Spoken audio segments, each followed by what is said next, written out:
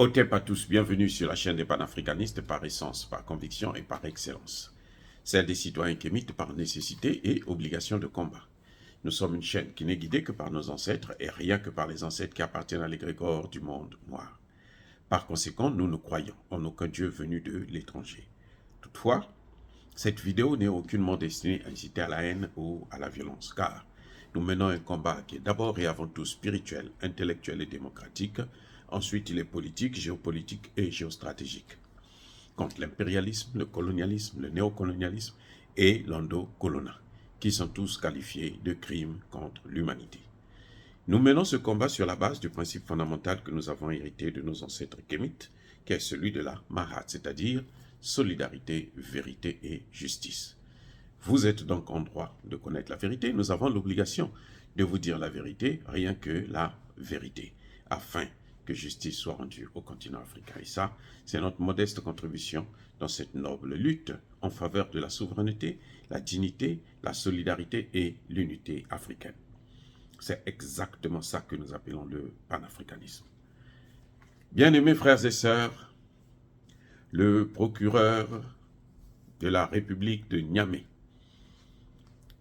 est venu apporter de l'eau dans notre moulin.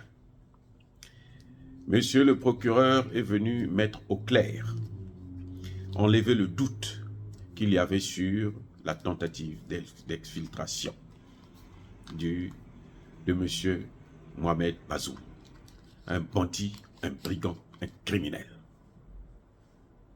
Eh oui, ceux qui ont douté, les Français qui nous ont dit nous n'avons aucune preuve, les médias mensonges qui ont dit le gouvernement nigérien suppose, prétend, nous dit, non, ce n'est plus il nous a dit, ce sont des faits qui sont là, la réalité. Les ONG qui critiquaient Bazoum doit sortir, Amnesty International, Human Rights Watch, venez maintenant expliquer, venez maintenant nous dire pourquoi votre type là voulait s'évader. Pourquoi la France a voulu l'enlever. Venez parler. Vous qui n'avez pas pu dire un seul mot au Capitole, quand le Congrès américain a décidé de garder les soldats américains au Niger, alors que la loi américaine interdit la coopération économique et militaire avec un pays où il y a eu un coup d'État. On n'a pas vu les ONG. Mais ils viennent quand même pour vouloir nous donner des leçons. Le procureur est sorti, il a parlé. Et Mohamed Bazoum a tenté de s'évader, de fuir. En fait, la France a voulu l'exfiltrer. On l'a trouvé avec plusieurs éléments. Effectivement, il avait 86 250 000 francs CFA, 17 017 dollars américains, 3 835 euros,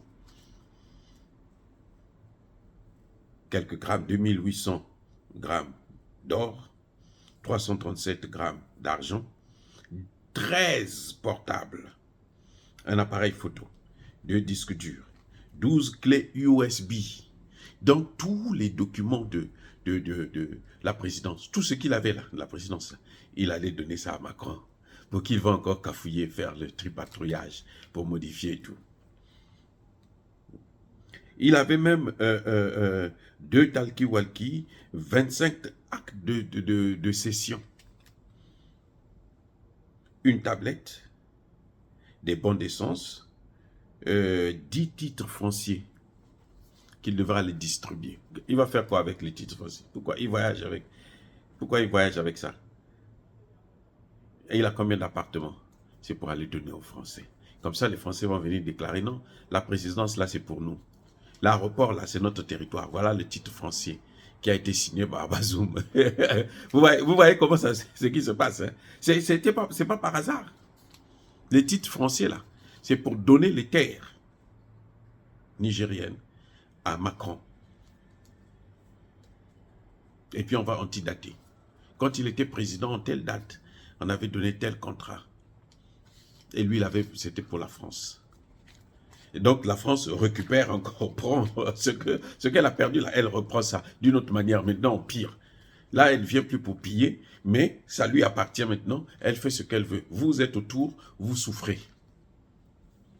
Les titres fonciers que vous voyez là, c'est ça. Les 25 actes de cession. Donc le gouvernement nigérien a cédé au gouvernement français tel territoire, tel espace, tel terrain. Voyez ce qui s'est passé, ce qui allait se passer. Oh non, non, non, non, non, non, c'est grave ça. Dites-moi, pourquoi un président va se balader avec des titres fonciers? Des actes de cession. Pourquoi? Pourquoi? C'est parce que monsieur, quand il devrait arriver à destination, il devrait prendre le Niger, donner à ses amis, à la France, aux États-Unis, à l'Allemagne. Et ça devrait leur être pour eux un passeport pour intervenir, pour dire non, mais telle partie nous appartient. Si vous ne nous donnez pas ça, nous on fait la guerre. C'est ce qu'ils ont fait avec Haïti. Ils ont dit à Haïti, si vous ne nous donnez pas de l'argent, nous on vous fait la guerre. Nous devrons nous battre, on doit faire la guerre contre vous. Napoléon Bonaparte. C'est comme ça. Lui, Bazoum, quand il sortait avec les titres fonciers, les actes de cession, là, c'est pour aller, quand il va chez les Français, il leur donne ça, et en signe des papiers, comme quoi il avait fait ça, pris des actes, puisque c'est lui le président que la France reconnaît. Ce sont des actes qu'il a pris pour leur donner telle terre, telle ville. Il allait bien entendu choisir là où il y a les matières premières, le pétrole, le gaz et tout. On a donné ça, on avait vendu ça à la France. Et la continuité de l'État ferait que Tiani serait obligé de leur donner ça. Et donc, pour repartir, pour retrouver les traces là, il faudrait aller à la Cour pénale, à la Cour de justice, à la Cour internationale de justice, là où eux, ils commandent. Ils devraient magouiller.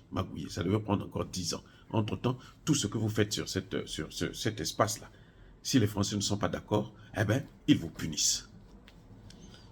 Eh bien, les gars, c'est pas pour rien que nous avons qu'il s'est baladé, il est sorti avec de tels documents.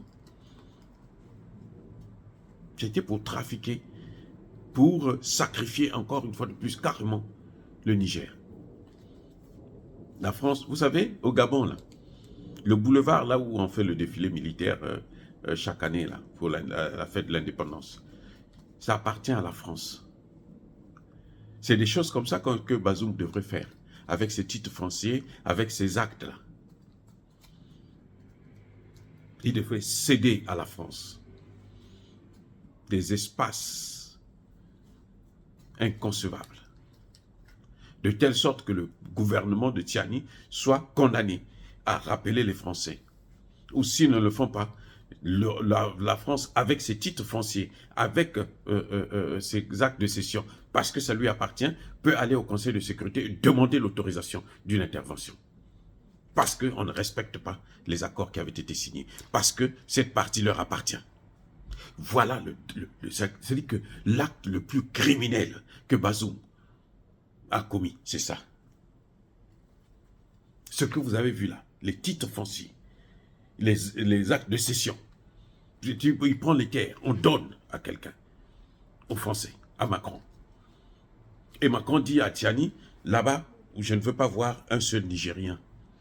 On est au Niger, hein. Il dit, je ne veux pas voir un seul Nigérien. Si vous n'obéissez pas, il va au Conseil de sécurité, il dit, ça m'appartient. Donc, au plein milieu de la ville, vous avez des territoires qui n'appartiennent plus au Niger, ça appartient à la France. Voilà ce qu'ils sont en train de faire actuellement. Dans beaucoup de pays comme la Côte d'Ivoire. C'est ça le grand problème, le danger que nous sommes en train de courir, que nos dirigeants, des imbéciles, sont en train de faire courir à nos populations. C'est ça, ce que vous voyez là. Vous n'avez pas, c'est pas parce que vous êtes président que vous allez prendre les terres pour donner à un autre pays. Non, vous n'avez pas le droit de faire ça. Aucun président n'a le droit de le faire, quelles que soient les circonstances. C'est devenu à la mode. Même le Rwanda achète des terres. Il vient, il achète des pays. Il vient, il prend toute une ville, toute une région. Il achète. Parce que moyennant, combien? 100 milliards de francs CFA. Il achète des hommes, il achète même des chefs d'État qui ont passé 30 ans, 40 ans de pouvoir. Ils ne comprennent pas que la terre est sacrée. Mais il y a pire. Ce qui a vraiment attiré mon attention, c'est que le procureur a dit que les informations, il prélevait des informations qu'on donnait à Bazoum et Bazoum transmettait ça à la France, à Emmanuel Macron. Ça veut dire que cette tentative d'exfiltration a été organisée par Emmanuel Macron. Le tueur d'Idriss Déby, Itno, le maréchal, le père de Kaka Déby a été assassiné par ce même type. Ce nain géopolitique, ce voyou, c'est lui qui a tué le père de Kaka Déby. Maintenant, il préparait son coup. Parce que quand il allait partir avec Bazoum, Bazoum a tout. Tous les documents. La France peut venir dire que bon, mais vous savez, la présidence, là, tout le camp militaire, là, nous, on avait acheté ça. On avait donné tant à Bazoum. Vous allez faire quoi? Il y a la continuité de l'État.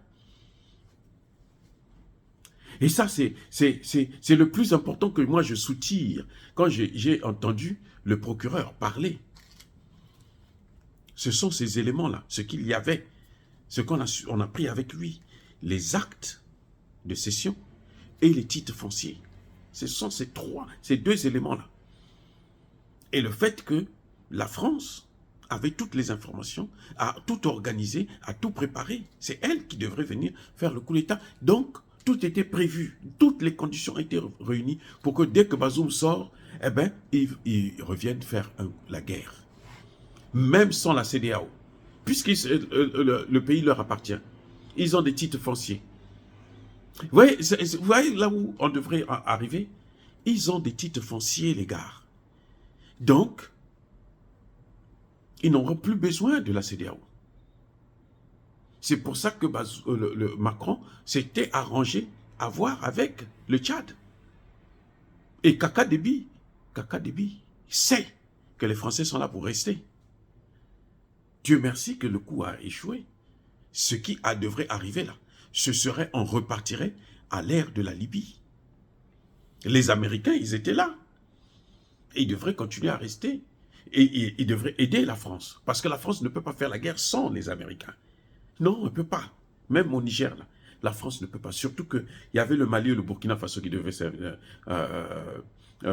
participer à la guerre. Du côté du Niger, la France ne pouvait pas tenir. Malgré ces frégates et autres, là, les rafales, là, ça c'est rien du tout. Le Mali a plus que ça. Voilà, c'est-à-dire que M. Bazoum a failli embraser toute la sous-région. Je dis bien toute la sous-région. Bazoum, ce qu'il a failli faire là. Et je pense, j'espère, que maintenant il n'a plus de téléphone et il est ligoté. Parce que c'est pas normal qu'un chef d'État, déjà on ne connaît pas sa nationalité, il n'a pas de nationalité, Bazoum. Il a été libyen, il a été malien, il est maintenant nigérien. Il est de quelle nationalité exactement? Qui connaît? Personne. Le procureur est venu nous sortir donc des éléments, mais alors clés. Clés. En partie, c'est-à-dire que la guerre était inévitable, avec seulement les titres fonciers et les actes de cession.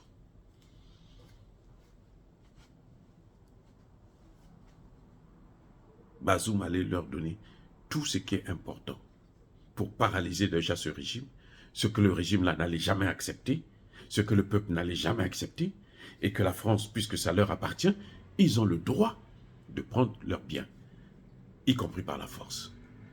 Voilà là où on devait en arriver. Oh, bien-aimés frères et sœurs, dire cela, c'est inciter à la haine ou à la violence. Non, il y a pas de colère, il y a pas de... Oh, soyez bénis. Je persiste et je signe. Soyez abondamment bénis par le Dieu des Kémites et par nos ancêtres angélisés. Mais que tous ceux qui persécutent le continent africain, tous ceux qui le pillent, le déstabilisent, qu'ils soient noirs, blancs, chinois, arabes, indiens, qui qu'ils soient punis, maudits, foudroyés, neutralisés, écrasés, effacés par ce Dieu des Kémites et par nos ancêtres angélisés. Vive l'Afrique éternelle. J'ai dit et j'assume.